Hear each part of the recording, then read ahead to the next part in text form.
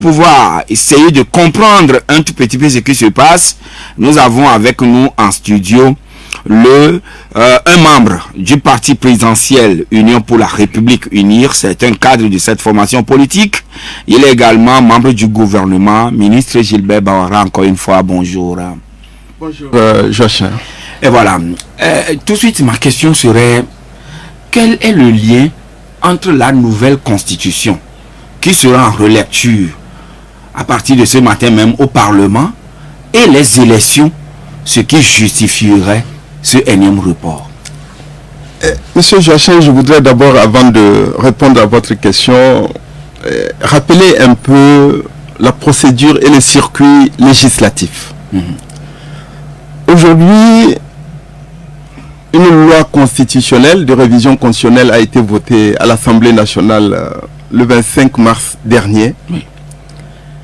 Et le président de la République a demandé que l'Assemblée nationale puisse procéder à un examen en deuxième lecture de la réforme qui a été votée. Oui.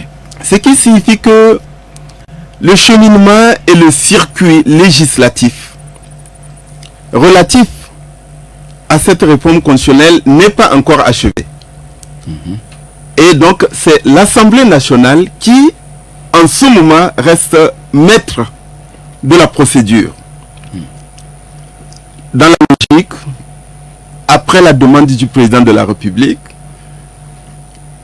la commission des lois, voire même éventuellement une commission spéciale, peut être mise en place pour examiner les amendements, les propositions d'amélioration qu'il s'agirait d'apporter. Ensuite, la plénière de l'Assemblée nationale se réunira à nouveau, examinera et votera de nouveau le texte. C'est ça la procédure et le circuit législatif. Et donc aujourd'hui, c'est l'Assemblée nationale qui est au cœur du processus. Donc il est important de le dire, et cela justifie d'ailleurs le fait que la procédure législative étant toujours en cours, il s'agit pour l'Assemblée nationale de s'assurer de recueillir les points de vue, les contributions, les suggestions que diverses parties prenantes, qu'il s'agisse des partis politiques, des acteurs de la société civile et d'autres, souhaiteraient apporter pour améliorer le texte qui est en examen à l'Assemblée nationale.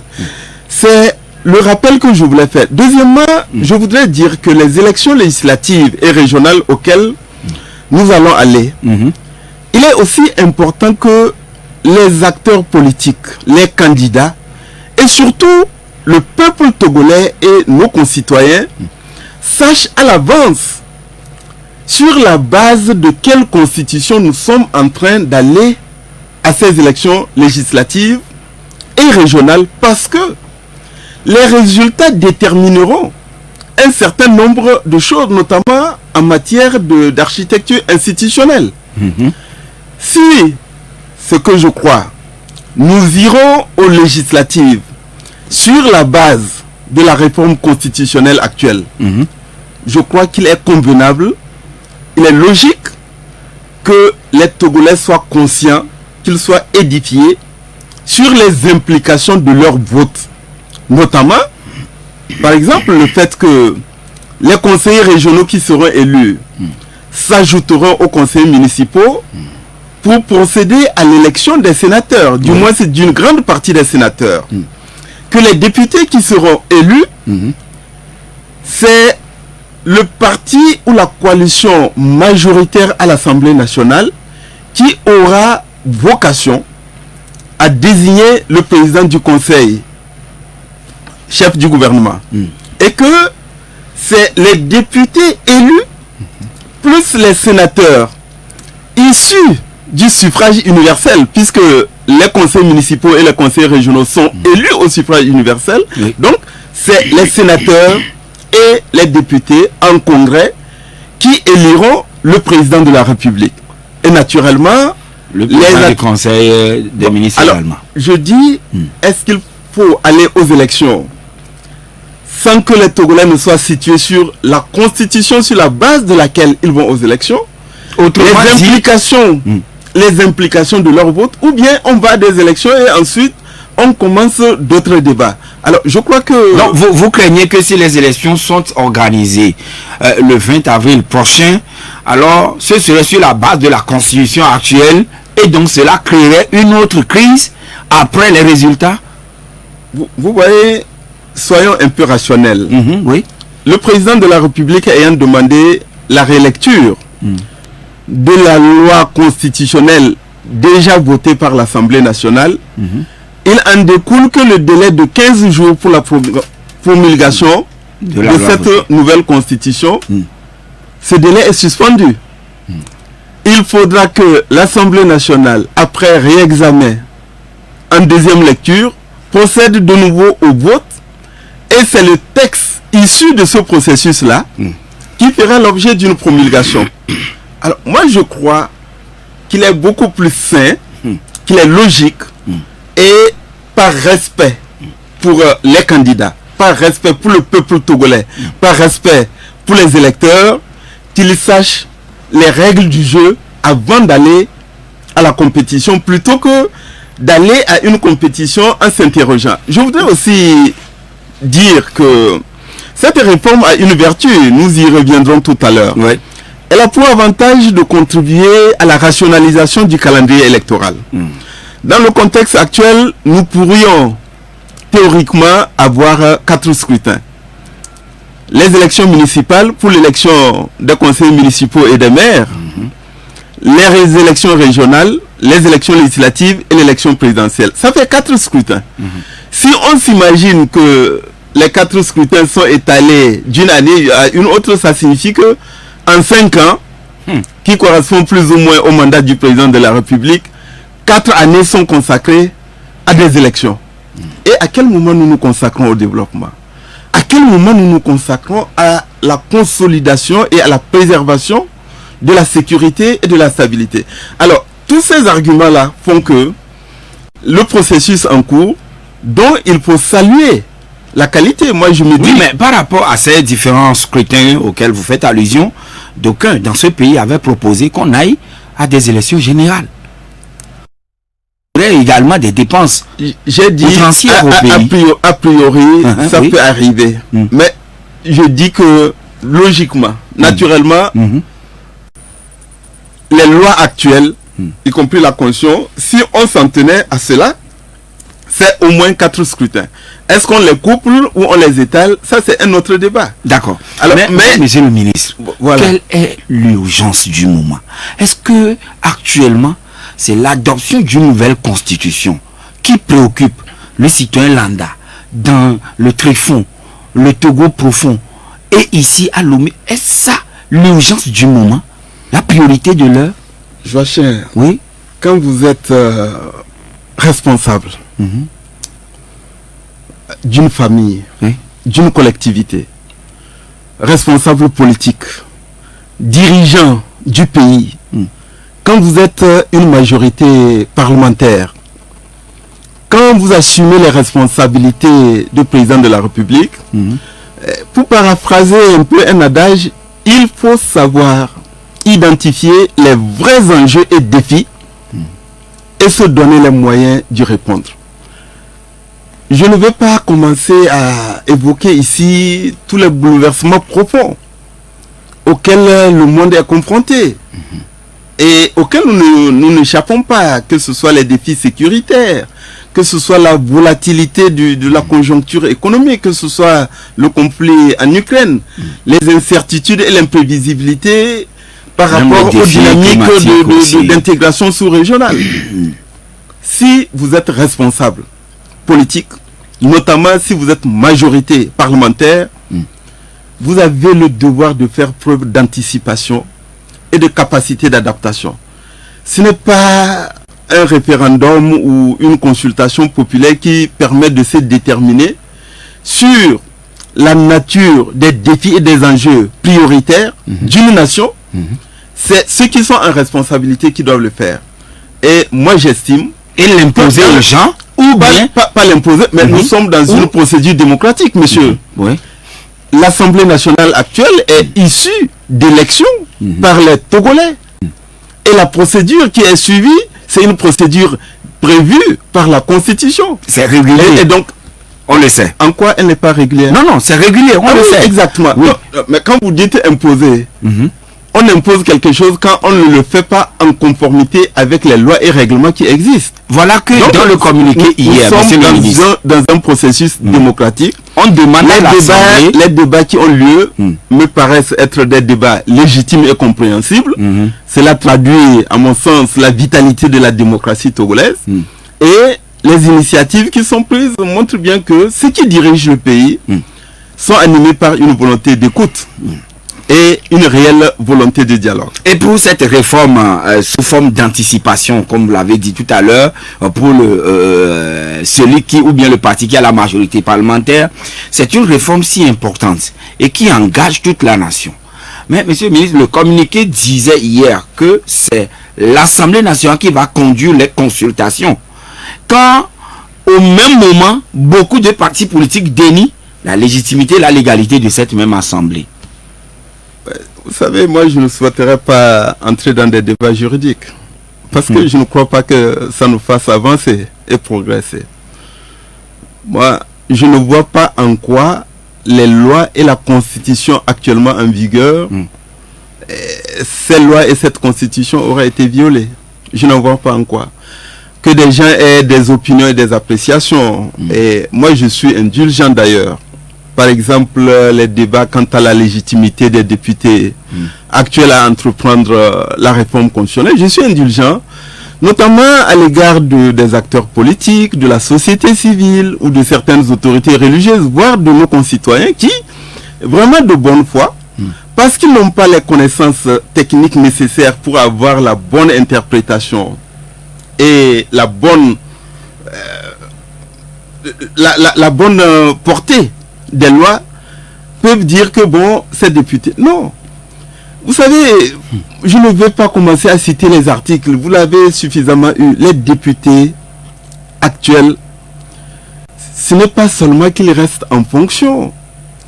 Ils exercent et assument l'intégralité et la plénitude des pouvoirs et des attributions qui leur sont dévolus. Vous savez, l'histoire parfois peut nous édifier et nous éviter des débats inutiles.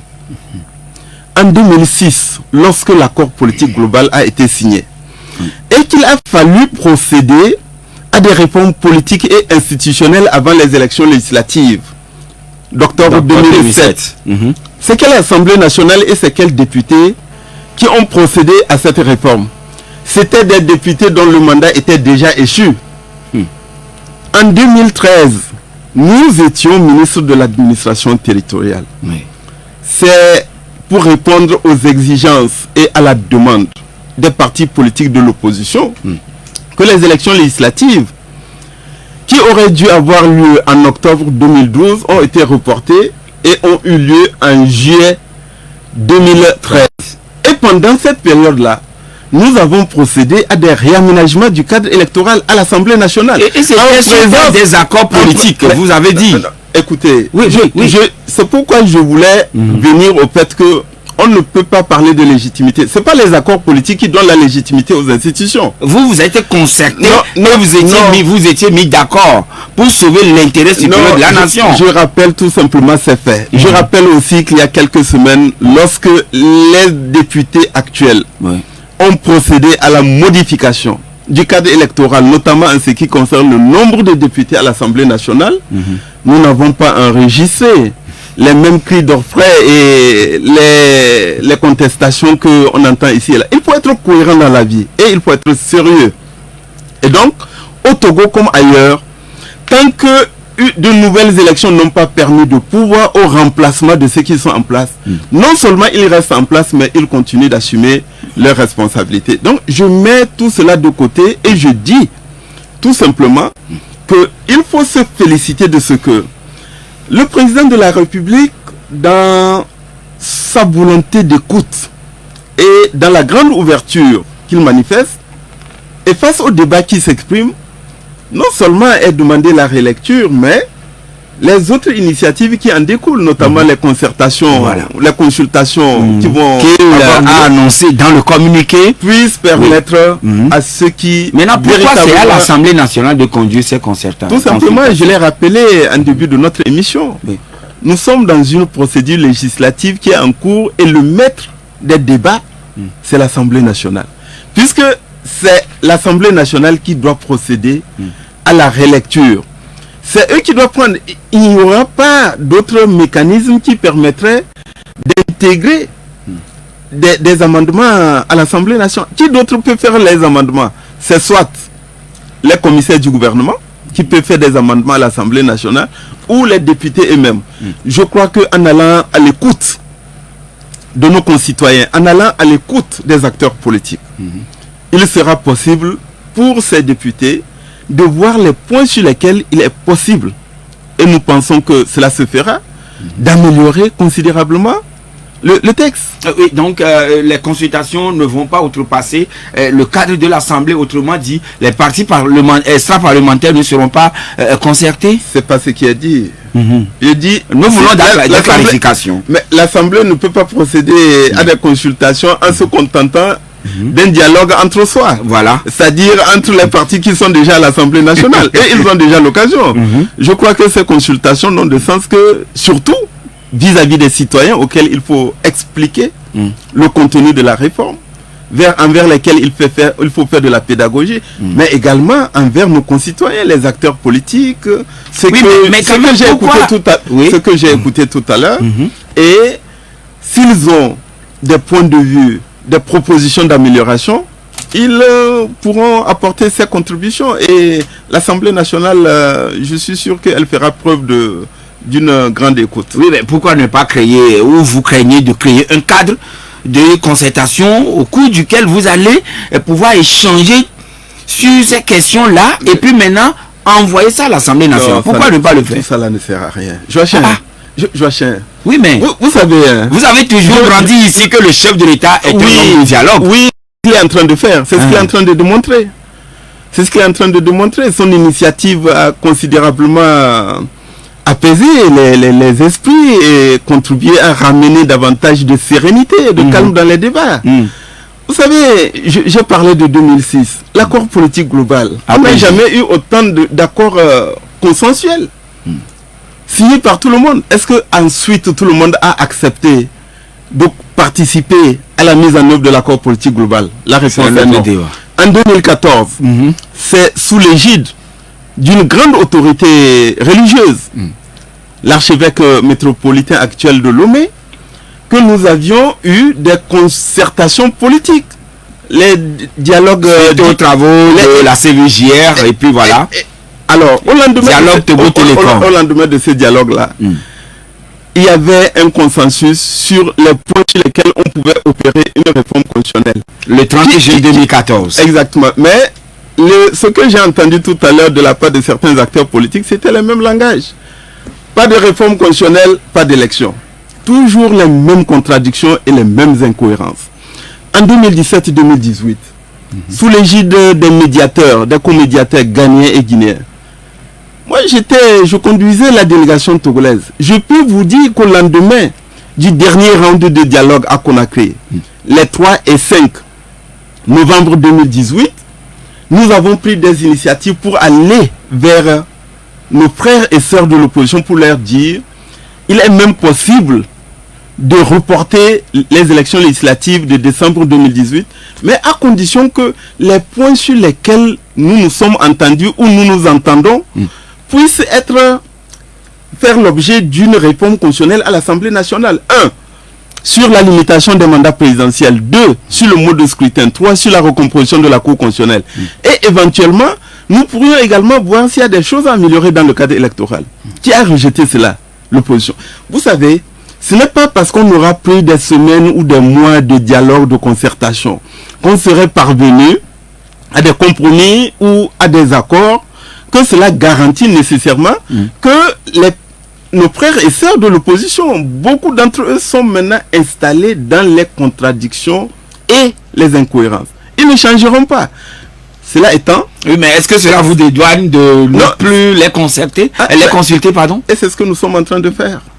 Donc ils seront invités à l'Assemblée nationale. Moi, je l'ai dit. Comment ça va? Le mécanisme, la procédure, comment ça va se faire? Je ne peux pas me substituer à l'Assemblée nationale et donner des précisions, mais je peux imaginer que les députés peuvent aller sur le terrain, même. Ils peuvent aller rencontrer nos concitoyens, les écouter, leur expliquer le travail qui a déjà été fait, leur dire pourquoi nous faisons cette réforme, voilà ses avantages pour notre pays, y compris en termes d'ailleurs d'assainissement, de rationalisation du système partisan. Tous ces petits partis qui se multiplient à gauche, à droite, moi je ne crois pas que c'est ça qui contribue à la démocratie et autres.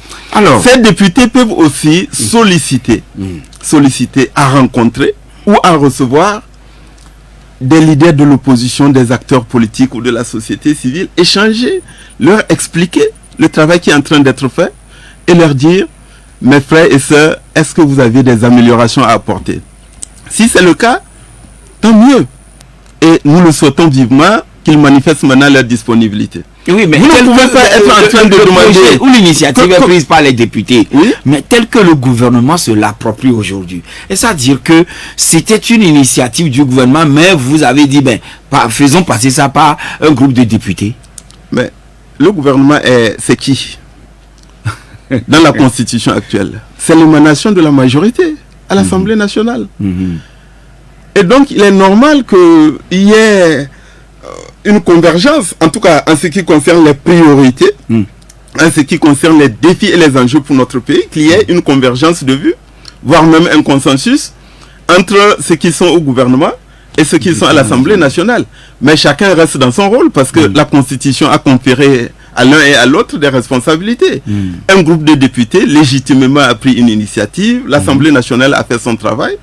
Nous sommes à la fois des membres du gouvernement et donc nous sommes convergents dans les initiatives que l'Assemblée nationale prend, sans les endosser intégralement parce que on ne peut pas dénier à l'Assemblée nationale de faire son travail. Mais aussi nous sommes des citoyens et nous pensons que cette réforme est de nature à aider parce que demain, c'est le Parlement qui comprend essentiellement des élus du peuple qui seront le cœur de la vie démocratique et politique. D'accord.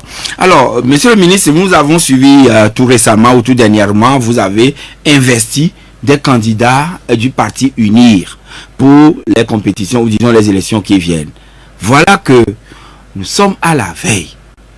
Pourquoi c'est à la veille du démarrage de la campagne, surtout au moment où les candidats ont engagé des dépenses, ils ont mis en place des organisations et même mobiliser des gens que c'est en ce moment-là la présidente de la République annonce le report. Pourquoi? Tous les partis politiques, tous les candidats sont placés sur le même pied d'égalité. Alors, moi, je ne vois pas de difficultés majeures. Hein? Non, je ne vois pas de difficultés majeures. Je peux imaginer, moi, j'avais déjà mes équipes qui étaient sur le terrain. J'avais déjà un programme de tournée, d'échange avec nos concitoyens. Je crois que le travail qui est en train d'être fait est un travail important. Et à partir du moment où ces élections législatives et régionales doivent être tenues sur la base de règles de jeu connues à l'avance, y compris en ce qui concerne leur implication, tout le monde comprend qu'il faille mettre le cursus et le curseur sur les débats sur la réforme constitutionnelle et de faire en sorte qu'au moment où nous serons en train d'aller dans quelques semaines, c'est vraiment, c'est pas la mer à boire, nous serons en train d'aller à ces élections législatives et régionales, nous sachions sur la base de quelle constitution nous allons à ces élections. Donc, logiquement dit, le gouvernement de concert avec l'Assemblée où il est majoritaire, c'est que nous devons avoir la nouvelle constitution avant d'organiser les prochaines élections législatives. Je dis tout simplement, nous devons aller à ces élections sur la base, en sachant les règles du jeu, la constitution sur la base de laquelle les députés sont élus. Parce que leur rôle et responsabilité subséquents ne sont pas les mêmes. Et donc c'est vraiment une attitude d'élégance politique à mon avis. Ce faisant, est-ce que ça ne voudrait pas insinuer comme si l'opposition est mise de côté, où on se fout pas mal d'elle pour dire bon ben c'est nous qui sommes majoritaires, donc ce que nous voulons c'est ça, on doit faire? Si on était dans cet esprit-là, il n'y aurait pas cet esprit d'ouverture, cette volonté réelle d'aller vers nos concitoyens, d'aller vers les autres acteurs politiques et de voir les améliorations qu'ils souhaitent apporter. D'accord. Dans le processus, amélioration, vous l'évoquez toujours. Vous l'évoquez, amélioration qu'ils doivent apporter. Alors, est-ce à dire que vous allez leur envoyer finalement le test que connaît ou dont l'Assemblée est en train de faire la relecture? Vous savez, mon sentiment est celui-ci. Ça, c'est mon sentiment personnel. Oui. C'est qu'il n'est pas nécessaire de publier l'intégralité du texte en discussion. Parce que ça va créer beaucoup plus de confusion et d'amalgame que ça ne va aider à éclairer. Mais en revanche, nous pourrions quand même avoir un résumé des principales modifications qui sont apportées en termes de régime politique, en termes d'architecture institutionnelle, en termes de liberté et de droits fondamentaux, et faire en sorte que les gens comprennent. Je crois que c'est ça qui est le plus important. Et aujourd'hui, même si on n'a pas devant nous le texte, tout le monde comprend. Oui, mais on cache le texte. C'est pour la vie, c'est pour tout le pays. On dit souvent que c'est la loi fondamentale. Oui. Vous les juristes, c'est vous qui le dites. Alors, monsieur le ministre, pourquoi ça doit être un secret? Non, ce n'est pas un secret. Oui. Mais qui ne sait pas qu'on est en train d'instaurer un nouveau régime politique? Vous le savez, oui ou non? Vous le savez. Vous savez que la constitutionnalisation des droits et libertés est maintenue. Même s'il y a une déclaration solennelle des droits et libertés, cette déclaration solennelle est partie intégrante de la Constitution. Donc, elle a la même valeur. Deuxièmement, le pouvoir judiciaire, c'est l'instauration de la Cour de cassation qui va renforcer la protection des libertés. En dernier lieu, je dirais, c'est la constitutionnalisation du rôle du médiateur de la République avec la mise en place du protecteur du citoyen. Le jeu, l'articulation entre l'Assemblée nationale et le gouvernement n'est pas totalement différent de ce qui existait. La seule chose qui est fondamentale, c'est qu'on dit le président du Conseil peut soumettre une déclaration de politique générale ou un programme à l'examen de l'Assemblée nationale et demander le vote de confiance. Deuxièmement, on dit l'Assemblée nationale peut être dissoute par le président du Conseil. En troisième lieu, l'Assemblée nationale peut mettre en cause la responsabilité du président du Conseil par le biais d'une motion de défiance. Mais dans ce cas-là, l'aboutissement est conditionné par la mise en place d'une majorité alternative qui se traduirait par la désignation d'un autre président du Conseil. Est-ce qu'il n'y aura pas de chevauchement entre le pouvoir de ces deux exécutifs, autrement dit le président de la République et le président du Conseil? Mais pourquoi choisir le terme président du Conseil de gouvernement et ne pas nommer cela Premier ministre tout court? Il faut toujours innover. Président du Conseil, ça existe. Président de la République, président du Conseil. Président du Conseil, ça existe. Ça existe déjà à travers le monde. Tantôt, donc il n'y aura pas d'enchevêtrement entre leur rôle. Pas du tout. Le président de la République, il a un rôle symbolique. L'inauguration de chrysanthème pas du tout. Oui, ça va au-delà. De garant de l'unité nationale et de la continuité de l'État. Et par sa posture au-dessus de la mêlée, au-dessus des jeux partisans, il assume en quelque sorte un rôle d'arbitre. Et il peut, lorsque les circonstances l'exigent, assurer aussi une fonction de représentation. Vous savez, je ne sais pas si vous étiez déjà journaliste lorsque l'actuel président de la République allemande était arrivé, Frank-Walter Steinmeier. Oui. Il était à l'époque ministre des Affaires étrangères. Aujourd'hui, c'est lui le président de la République fédérale d'Allemagne. Et on connaît son rôle. Vous pensez qu'il démérite? Vous pensez qu'il inaugure les chrysanthèmes? Non. Le système vers lequel nous allons, c'est vraiment un système similaire à celui de l'Allemagne. Et pourquoi on limite le mandat du président de la République et on ne limite pas le mandat du président du Conseil? Selon le test que... selon nos informations, hein? Oui. Cela va sans dire. Parce que le mandat du président du Conseil étant intimement lié à celui des députés, on suppose que les majorités peuvent changer d'une législature ou d'une élection législative à une autre. Nous allons aller aux élections législatives en 2024. Nous ne savons pas pour le moment quel est le parti ou la coalition de partis majoritaires qui sera établie ensuite à l'Assemblée nationale. Nous ne le savons pas. À supposer, et j'imagine que quand je regarde un peu la configuration du paysage politique, quand je vois le bilan de l'action gouvernementale, quand je vois la préservation de la paix et de la sécurité, je n'ai pas de doute que les Togolais nous accorderont à nouveau leur confiance. Oui, mais il est du devoir de celui qui est à la tête du pays de garantir la sécurité de tout le pays. Oui, pour que lui aussi travaille sereinement. Mais les Togolais savent ce qui, même s'ils étaient élus, resteraient dans des postures contestataires et de blocage et n'agiront jamais dans un esprit constructif. Revenons à l'explication que vous donniez. Donc, on va aux élections législatives en 2024. UNIR s'en sort avec une majorité à l'Assemblée nationale et donc le président du Conseil est issu de UNIR. Mais qui vous dit que dans... C'est ce que vous escomptez. En tout cas, c'est ce que nous espérons. Et nous allons travailler pour en convaincant les Togolais. Alors, qui vous dit que dans 6 ans, lors des prochaines élections législatives, ce sera aussi UNIR?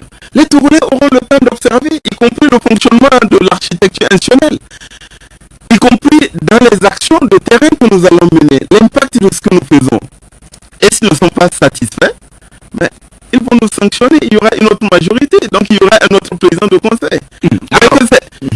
Je n'évoque même pas le cas de la motion de défiance. Vous voyez que le mandat du président du conseil en réalité n'est pas indéterminé, il n'est pas permanent, parce que la majorité à l'Assemblée nationale peut changer d'une législature à une autre, et que même la majorité au sein de l'Assemblée nationale existante, celle qui peut exister à l'issue d'une élection, par le biais de jeux politiques, on peut imaginer que... La dernière fois que le parti au pouvoir a perdu les élections, c'était en 1994. Ouais. Depuis lors, le parti au pouvoir gagne toujours les élections. Est-ce que vous ne voyez pas que c'est ce qui peut-être fonde l'argument des uns des autres en estimant qu'il faut limiter le mandat du président du conseil afin que, même si c'est vous qui gagnez toujours, qu'il y ait au moins une nouvelle tête là-bas? Bon. Moi, je tiens beaucoup à la liberté. La liberté individuelle et la liberté collective quand on est dans un parti. Je ne vois pas pourquoi il faut interférer dans la vie interne d'un parti politique et lui dire qui doit faire quoi au sein de ce parti. Et c'est quand même l'assertion. Voilà, si au sein du parti UNIR, on estime que la personnalité, le charisme, le leadership, l'expérience, la notoriété sous-régionale et internationale, par exemple du président actuel, c'est le cas, mérite d'être mise à la disposition du peuple togolais et de notre pays, pourquoi d'autres personnes devraient interférer dans cela? Ça, c'est la liberté. Mais pourquoi vous voulez, entre 1994 et aujourd'hui, vous voudriez que UNIR soit responsable de la faiblesse de l'opposition ou UNIR est à se morfondre d'être un parti qui a une bonne implantation en tout cas, sur le terrain. Les acteurs politiques, vous les avez écoutés à tout moment, disent toujours que les élections ont été truquées, ont un mauvais découpage, etc. Ça, c'est un autre débat. Mais quand même, que répondez-vous à ceux qui estiment... Écoutez, sur ce point. Oui, monsieur le ministre. Entre 2007 et aujourd'hui, dites-moi une seule région du pays où le parti UNIR, et même à l'époque, le RPT, n'était pas...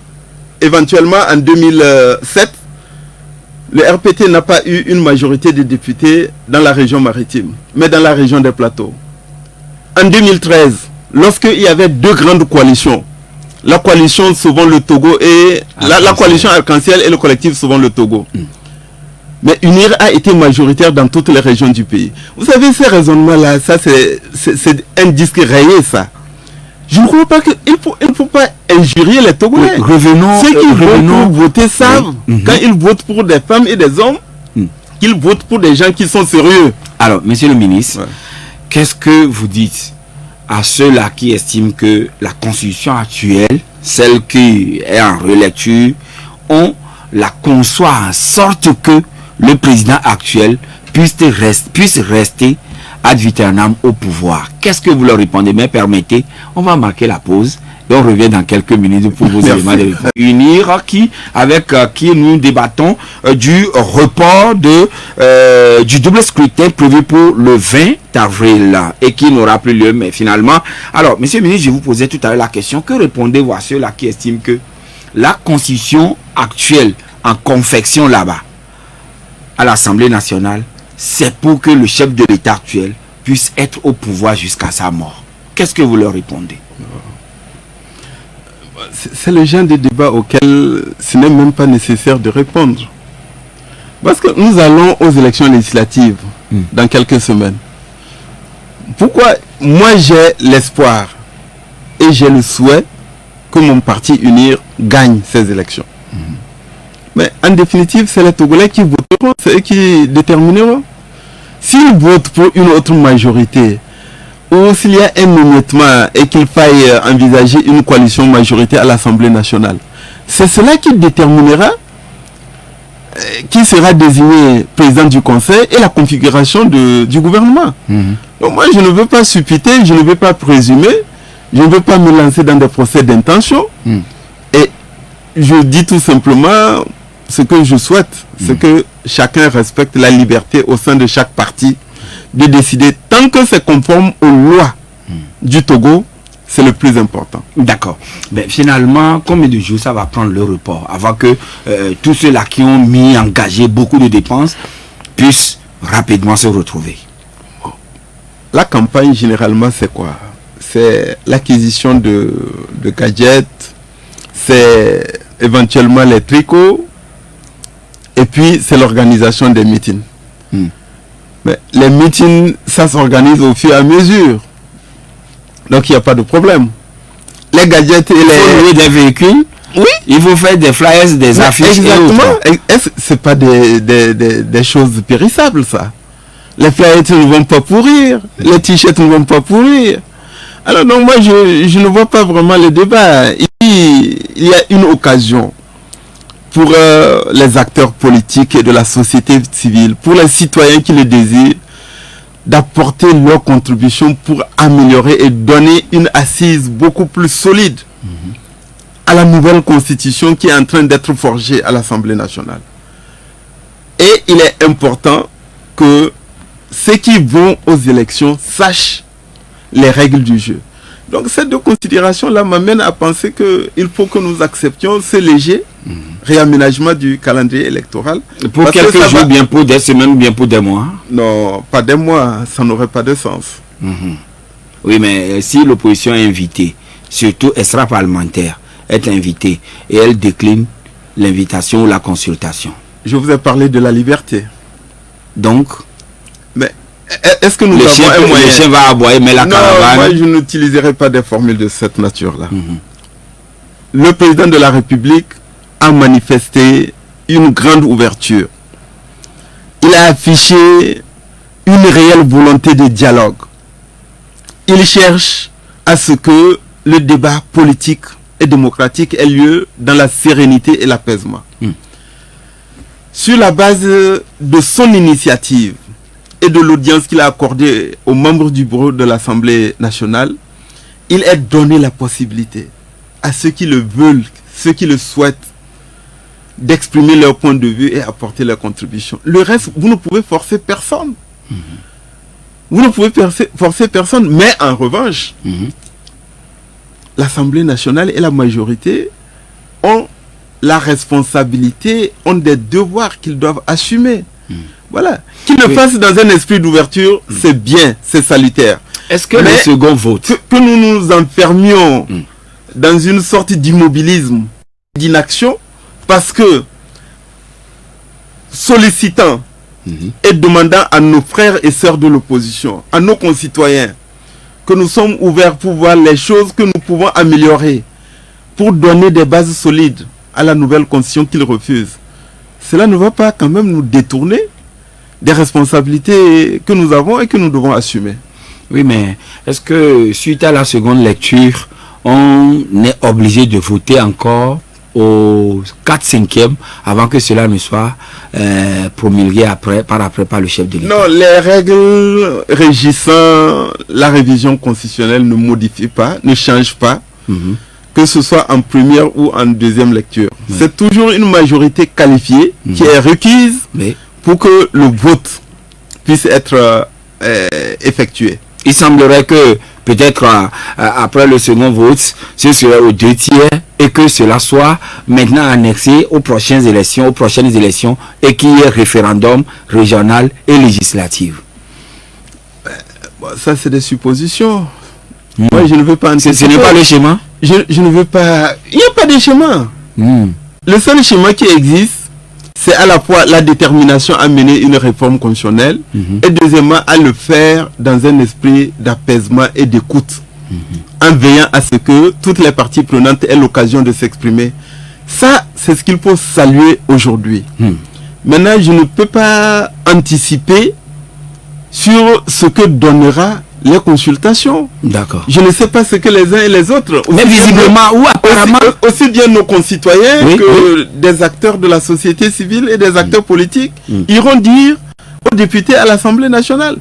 Si l'Assemblée nationale, en fin de consultation, constate que les avis, les points de vue, les contributions portent à la fois sur des questions de forme et des questions de forme, ben, on avisera. Oui, mais monsieur le ministre, on n'est pas dans ce cas de figure pour le moment. On n'est pas dans ce cas de figure pour le moment, mais apparemment ou visiblement, c'est comme si la majorité qui gouverne a peur d'un référendum sur cette question, parce qu'on dit on veut laisser tomber l'ancienne constitution et avoir une nouvelle avec un nouveau régime politique. Alors, pourquoi ne pas aller consulter ces mêmes Togolais, puisque cela avait été une fois fait dans le pays? Bon, il y a un exemple que je vais vous donner. J'aurais préféré que ce ne soit pas un exemple français, mais c'est le cas. Je crois qu'il fut une année où les Français avaient été convoqués à un référendum sur Maastricht. Et le vote avait donné lieu à un résultat négatif. Et quelques années après, le même texte a été voté par le Parlement français. Vous pensez que le texte qui a été voté a changé de valeur? Ça n'a pas changé de valeur. C'est pas au Togo, non? J'espère. C'est en France. Voilà. Et généralement, voilà. Je dis, le Togo ne vit pas dans un îlot. Je crois que la pratique démocratique, constitutionnelle, n'est pas différente selon qu'on est au Togo ou ailleurs. Je dis tout simplement, l'essentiel est que les députés sont appelés et ils vont aller à l'écoute de ceux qui souhaitent apporter des contributions. Et c'est sur la base des points de vue, des contributions recueillies qu'ils agiront, qu'ils effectueront et qu'ils apporteront éventuellement des amendements ou qu'ils s'interrogeront sur des questions de forme si cela a lieu. Mais je ne vois même pas ce cas de figure à ce stade. On espère bien, on attend de voir le travail qu'ils vont abattre. Mais monsieur le ministre, les autres Togolais veulent participer aussi au débat et vous poser des questions. Alors, nous allons accueillir le premier auditeur qui est en ligne avec nous, monsieur Pelé. Bonjour. Oui. Monsieur le ministre, bonjour. Bonjour. Ok. C'est une seule question, Pelé. Oui, une seule question, tout ça là, il fallait faire en amont. Bon, monsieur le ministre, qu'est-ce que vous allez répondre à des Togolais qui disent que le RPT Unir n'a pas d'amis et il n'a pas d'ennemis? Il n'a pas d'amis parce qu'il n'a pas besoin d'aucun parti, que ce soit un regroupement, avant de confisquer son pouvoir. Il n'a pas d'ennemi parce qu'il transforme après son ennemi l'adversaire, puis que demain on va discuter et si après tout, ça, les décisions ne seront pas appliquées. Cette fois-ci, est-ce que les décisions seront appliquées? Merci. Monsieur le ministre, vous l'avez écouté. Je ne sais pas si actuellement au niveau de l'administration territoriale, il y a un parti qui s'appelle RPT Unir. Je ne connais pas. Donc je préfère ne pas répondre à une question qui porte... Lui voulait dire le parti Unir. Non, j'imagine que vous n'allez pas être son interprète. D'accord. Je ne veux donc pas répondre à une question qui porte sur un parti dont je ne connais pas l'existence. Alors, nous allons recevoir Didier. Bonjour Didier. Oui, bonjour monsieur le ministre Bara. Bonjour. Comment ça va? Ça va bien. Alhamdulillah. Bon, je voulais vous rappeler, vous avez oublié de nous dire que dans l'actuelle constitution, le mandat de député est limité à 2. C'est votre majorité qui l'a fait. Mais vous dites tout à l'heure que vous n'êtes pas d'accord qu'on limite lorsque le jeune pose la question sur pourquoi ne limitons pas le mandat du président du conseil. Ouais. Peut-être vous l'avez oublié. Mais je voulais rappeler ma question. Monsieur le ministre, vous êtes un grand intellectuel. Admettons que vous n'êtes pas ministre, vous n'êtes pas député. Un beau matin, vous vous réveillez, vous dites que votre constitution que vous avez votée à 97% a été remplacée, et pas modifiée, remplacée par les députés. Vous allez applaudir ces députés? D'accord. Voilà ma seule question. Voilà, il vous apporte sa réponse. Ma réponse est celle-ci. Lors du référendum de 1992, si les Togolais avaient estimé qu'il faut s'assurer absolument qu'en cas de modification substantielle de la Constitution ou en cas de modification portant sur certains points précis, y compris le régime politique, il faille nécessairement recourir au référendum. Mais dans ce cas, il aurait fallu le dire. Si la Constitution actuelle, votée par le peuple, a prévu 2 modes pour sa révision, le mode parlementaire et le mode référendaire, sans établir de hiérarchie ou de préférence d'ordre préférentiel en fonction des sujets qui feraient l'objet de modifications, pourquoi c'est quelqu'un d'autre qui doit commencer à dire en fonction des sujets, en fonction des matières, en fonction de l'importance ou de la portée et de l'ampleur de certaines modifications, il faut passer ou non au référendum? Les 2 modes de révision constitutionnelle s'équivalent.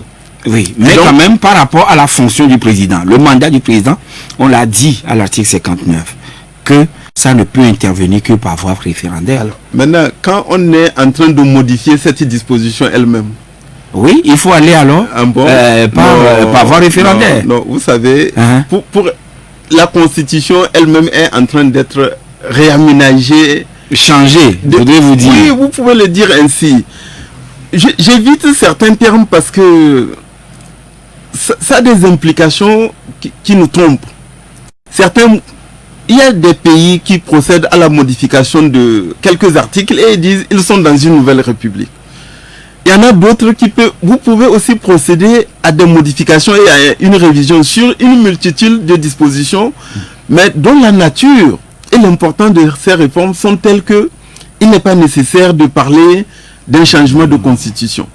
Alors, je ne vois pas en quoi, si le changement de constitution, supposons, ce cas de figure n'est pas dans la constitution togolaise, Et donc, c'est pourquoi moi je ne veux pas recourir à des termes qui n'ont pas été prévus dans notre constitution. Donc ce sont des insuffisances de l'ancienne constitution? Je ne dis pas que c'est une insuffisance. Une révision peut porter sur des modifications substantielles ou des modifications non substantielles. Et qui peuvent nous basculer dans une nouvelle république. Exactement. Et dans ces cas-là, la constitution actuelle n'a pas établi que pour tel et tel sujet ou pour la révision de telle et telle matière, il faut soit aller au référendum. Exactement. Donc les deux modes. Mais l'article 59, son alinéa 2, pose toujours problème. Si vous voulez toucher à ce qui concerne le président de la République, il faut aller par voie référendaire. Mais nous avons un auditeur qui veut aussi vous poser une question. Monsieur Gado? Allô, bonjour monsieur Jachin. Oui. Monsieur le ministre, chers citoyens, bonjour. Bonjour monsieur Gado. Oui, je vais vous poser une question, franchement. Merci. Au Libéria, il a eu la guerre, mais les élections n'entraînent jamais la guerre. Au Togo, il n'y a jamais eu la guerre, mais les élections entraînent presque la guerre. Le mandat des députés est fini. Vous êtes ministre de la fonction publique, diminuez leur salaire. Merci, bonne journée. Vous connaissez leur salaire? Monsieur Gado, il semble que l'Assemblée est un budget autonome. Non, je vais encourager M. Gado, lors des consultations, des larges consultations que les députés vont entreprendre, à aller vers eux et puis à les encourager dans ce sens. Et pourquoi diminuer leur salaire? Non, je crois que les députés n'admettront jamais. Mais non, ils seront à l'écoute de toutes les questions et de toutes les suggestions. Nous allons accueillir notre intervenant. Allô? Bonjour, monsieur Yachin. Oui, allô, non? C'est monsieur Victor. D'accord, Victor, monsieur le ministre vous écoute. Bonjour, monsieur le ministre. Bonjour, monsieur Victor.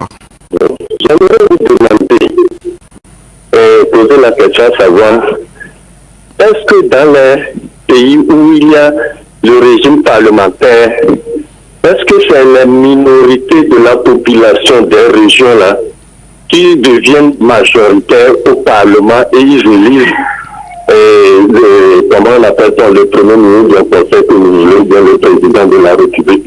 Parce que le recensement au Togo, on a vu que la région maritime et Lomé dépasse la moitié de la population togolaise. Mais il se fait que dans cette parage, la région-là, cette partie du Togo-là, c'est là où les députés ne sont pas nombreux et c'est assis à l'opposition. Et ça gêne, quel que soit, si vous voulez vraiment un régime parlementaire, modifier le découpage électoral au profit de la majorité de la population lors des recensements. Et on verra vraiment que tout le monde, les opposants, tous vont adhérer à votre proposition de régime parlementaire. En Allemagne, c'est principe. Où il y a en Israël, c'est principe où c'est les minorités, où on fait 10 000 populations choisissent 5 députés, par rapport... D'accord, vous avez été bien compris, Victor. Vous avez été bien compris, monsieur le ministre. C'est question de découpage. Non, d'abord, je voudrais l'encourager à sortir de cet esprit et de ce venin qu'il est en train d'insinuer. Oui. Pourquoi dites-vous ça? C'est des esprits à combattre, ça. Ah bon? C'est qui la minorité de la population? C'est qui la minorité de la population? Oh non, mais lui, il voudrait dire, dans une circonscription où le nombre de population votant, il incarne un esprit qu'il faut combattre et combattre absolument. Il faut le dire. Vous savez, je voudrais lui demander, en 2013, je voudrais prendre juste cet exemple. Parce que si je prends 2018, il dira que certains partis d'opposition n'avaient pas pris part aux élections législatives.